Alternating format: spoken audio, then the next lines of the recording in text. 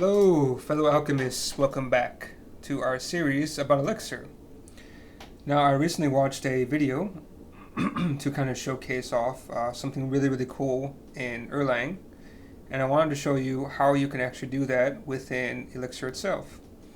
Now, what's really cool about Erlang, of course, and therefore Elixir, is that you have this kind of built-in clustering ability, right? So what I'm going to do over here is this is currently an Elixir project that I used before. You see there's a mix file over here.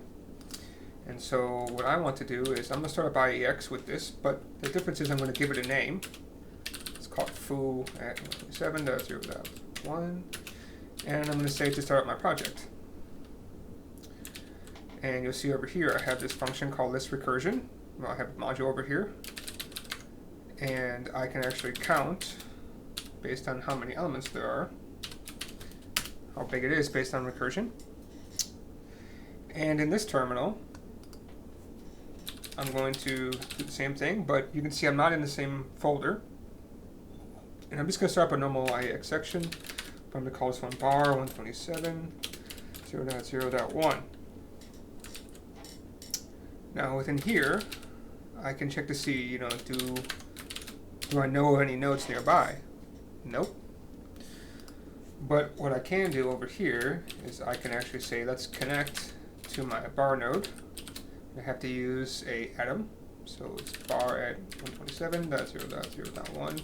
So this is the name of my node. I start up on the other side, and I get a true back, so that means that they're actually connected.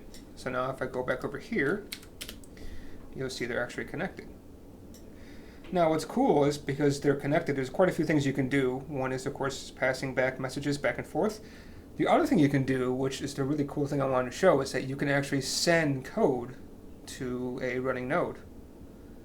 So for instance, remember that list recursion function I had over here?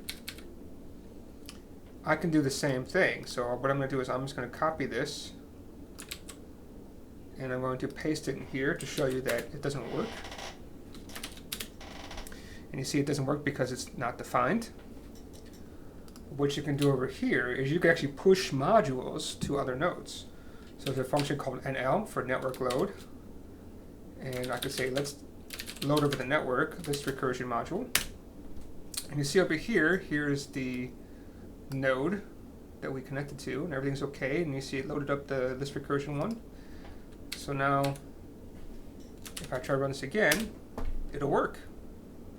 So this is, you can see, it can be really quite cool. So in case you're working on a production system and you see there's a bug, you can actually compile the code from one machine, say even your local machine. You can fix the bug locally. You can, as you're running an IEX, you can connect to your production node, and you can do an NL, and you can load in the bug fix version of that code.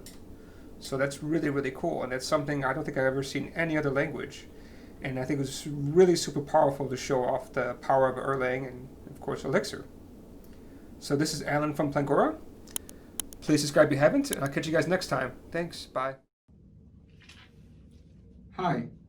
Please feel free to ask us any questions about Elixir, Flutter, or anything else in programming. Here's our YouTube channel, Facebook, Instagram, and Twitter.